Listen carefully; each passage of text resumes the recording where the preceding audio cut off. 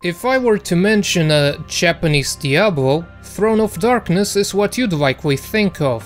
But here at Merry Industries we pride ourselves in being hipster snowflakes that would bring up ShadowFlare instead. And technically both answers would be correct, because just like the localization, English is balls. ShadowFlare Episode 1 was released in October of 2001. It was developed by Denusha, a company that still exists to this day. 3 more episodes were released in the following 2 years, concluding the story.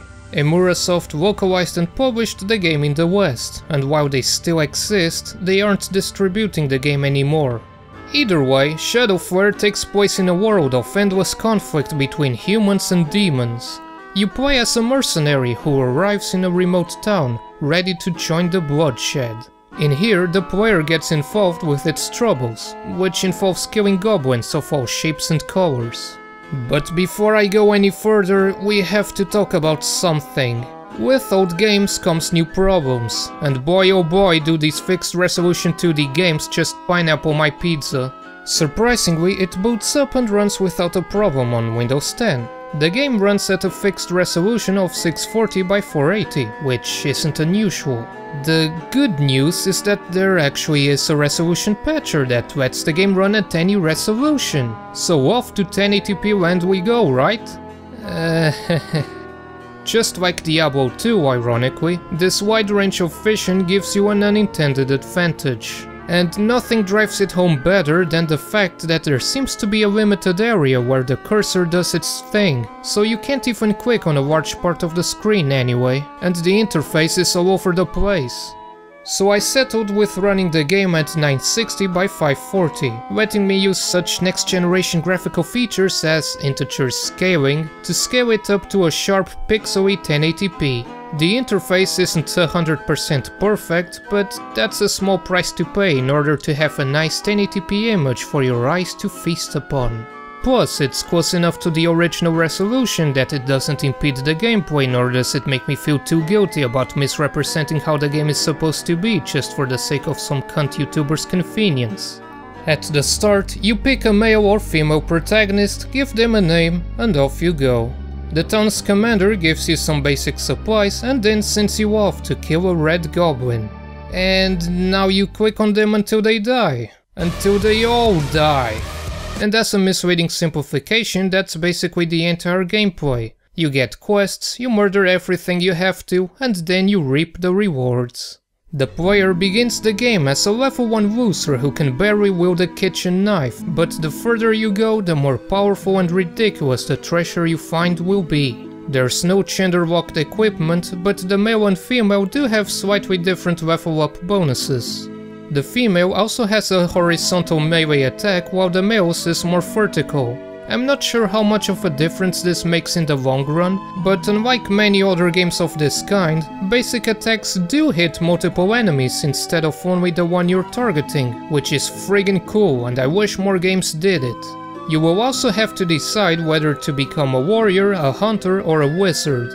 You do this by simply using an appropriate weapon. Swords for warriors, crossbows for hunters and wands for wizards. At level 5, you automatically turn into one of these classes, probably warrior, since you're effectively stuck with melee weapons at the very beginning, but you can change it at every level up by using an appropriate weapon for long enough.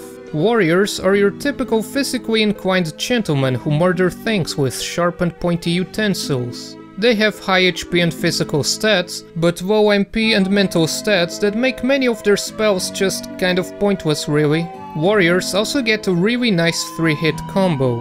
And as a perfectly sane and well-adjusted member of society who enjoys maiming fictional creatures with sharp objects and watching them scream in pain as their guts pour out in a fountain of blood, this is my go-to class for the game, which is probably a good thing.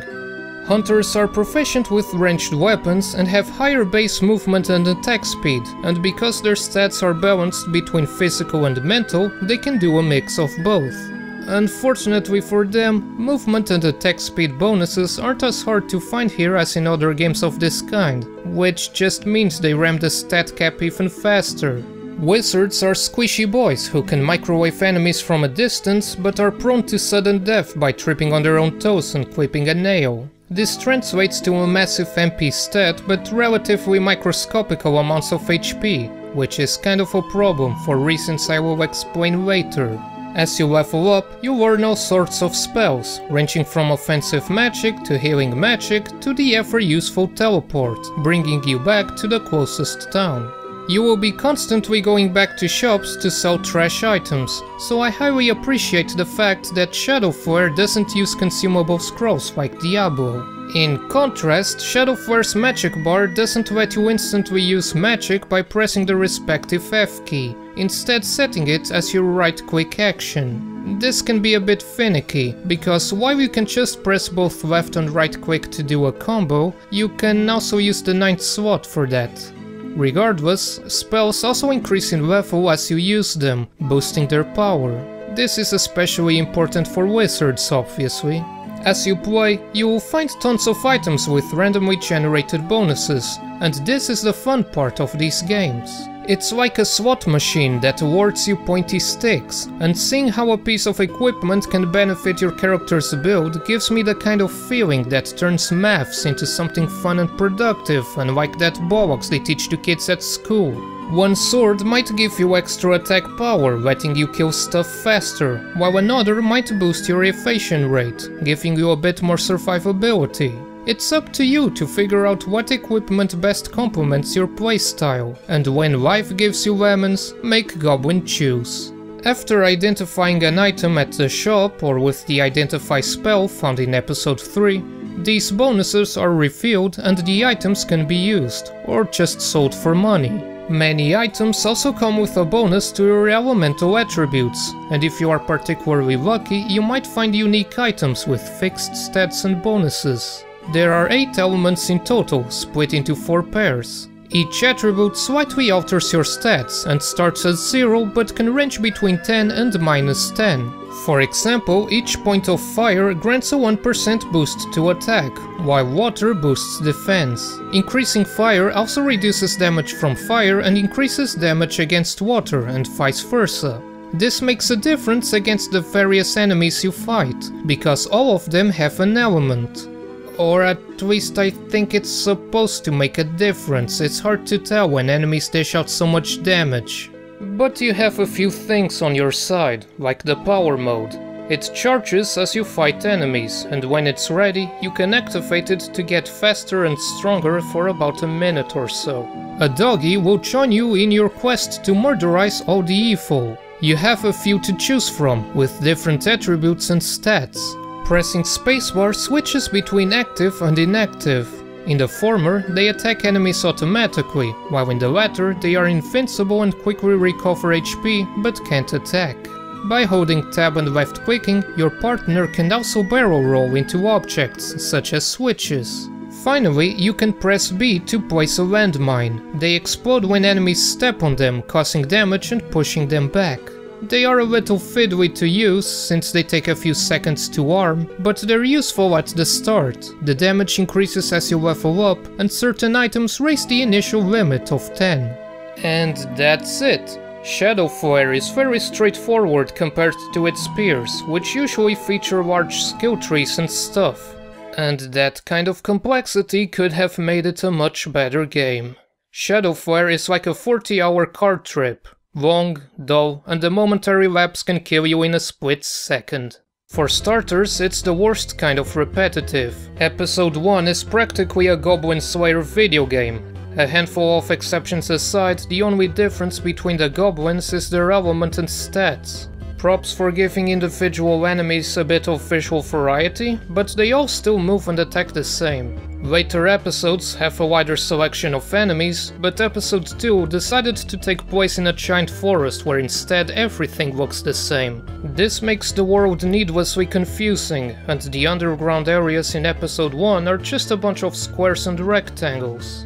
By this point in the video, I'm sure you've noticed that all I do is spam the 3-hit combo, and that's because there isn't much else. Or rather, there isn't much else that helps. The game's biggest problem is balance. Almost everything wrong with the game can be traced back to the abhorrent balancing that derails at the end of episode 1 and never quite recovers. It lures you into a false sense of security at the start, when enemies are harmless and you slice through them like hot butter through a knife. But step into the next area and enemies will start dealing considerable more damage until you upgrade your armor. Nothing ridiculous at this point, and the panic button, the landmines and your partner turn things in your favor. As you advance further, your visits to the nearest town will become more frequent as enemy damage begins to ramp up to uncomfortable levels. Mines no longer serve as a win button, the power mode can't be constantly relied on, and your partner's HP keeps dropping fast. By episode 2, you'll be overdosing on health tablets. Not only can enemies kill you in a handful of hits, but they are also damage sponges. This is where you start praying for good physical and mental bonuses on your equipment, and spamming health items seems to be required to stay alive. Satan help you if you're afraid of spiders. They can shoot fireballs and ice, cause explosions, and worst of all is the ones that summon spikes from the ground, which can cancel your attacks and hit you multiple times. As a bonus feature, it causes the screen to shake, also making them awful from a "God help me, I'm starting to go crazy, that spider doesn't look dead to me" standpoint. This peaks with episode 2's final boss, a dragon with tons of HP, ridiculously powerful magic with a wide area of effect, and a movement speed higher than the player's own maximum. Your reward is unlocking a floor on the Tower of Ordeal that has 3 of them. And while the tower is optional, it's only optional in the same sense that it's also optional to wear a hazard suit when handling radioactive materials. The Tower of Ordeal is an optional challenge that is initially unlocked at the end of episode 1. At the end of each episode, you unlock a couple more floors. Clearing episode 2 grants you access to the giant warehouse on floor 12, which has 10 extra vaults that are unlocked as you complete certain goals. And God bless it, because gold only stacks up to 10,000. Episode 3 is an improvement at least. Enemies still deal tons of damage, but they aren't all frustration piñatas anymore, and their hit rates are low enough that you can reliably dodge some attacks. You also get access to elemental drinks, allowing you to change your elemental attributes without items. And that demonstrates a problem with the episode's setup.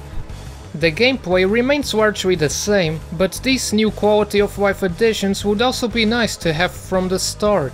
The giant warehouse and elemental drinks would be useful regardless of which episode you are in. Unfortunately, episode 4 does a 180 and quadruple dips on episode 2's awfulness. Enemies go back to being damage sponges, and neither of my previous setups dish out or survive much damage. What frustrates me the most is that I can't tell if this is how the game is supposed to be, or if I'm missing something. Is it the elemental attributes? Because they don't seem to make much of a difference, and you only get decent modifiers for them in episode 3. Not like there's any trends in most areas anyway. Dark enemies are common later on, but there's a lot of everything else regardless. Did the developers assume that players would spend a lot of time preparing between episode releases? I mean, I guess that was the point of the Tower of Ordeal. There was a point in episode 3 where I felt like I finally realized what was going on. Early on, I found a two-handed sword with a massive attack bonus. Sure, this made me slightly more vulnerable since I no longer had my shield's stats taking effect, but this random Zweihander easily tripled my damage output, and I went from struggling with the average enemy to basically demolishing them in 2 or 3 hits. In the meantime, I found a better shield and a chest piece with a huge defense bonus. The shield didn't take effect, of course, but the chest piece helped a bit. A while later, I found a unique one-handed sword that seemed pretty alright, so I gave it a shot. And despite making it take forever to kill a generic dickweed, I was also barely taking any damage. So I swapped this sword with another unique one that recovered my HP automatically, and this effectively made me invulnerable against physical attacks. This was when I became confident that ShadowFlare is a prime example of why most games use complicated formulas to calculate damage. Simply subtracting defense from attack leaves them open to situations where just stacking defense is the best strategy.